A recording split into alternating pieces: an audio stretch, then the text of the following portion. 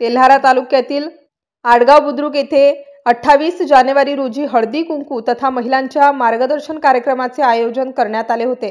कार्यक्रमाचे अध्यक्ष राजस्थानी महिला मंडळाच्या सदस्य विमलताई अग्रवाल, मार्गदर्शक राज्य महिला आयोगाच्या माजी सदस्य डॉक्टर आशाताई मिरगे, जिल्हा संसाधन व्यक्ती कृषी विभाग अकोल्याच्या सौ वृषालीताई गाढे आदी मान्यवर प्रामुख्याने उपस्थित होते। या प्रसंगी उपस्थित तज्ञ मार्गदर्शकांनी महिलांमधील वाढते घटस्फोटाचे प्रमाण, महिलांचे आरोग्य आणि शिक्षण या संदर्भात उपस्थित महिलांना मोलाचे मार्गदर्शन केले।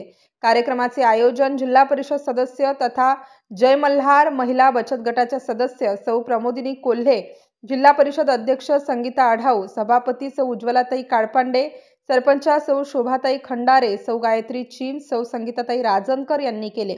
MCN न्यूज मराठी करिता दीपक रेडे, अडगाव।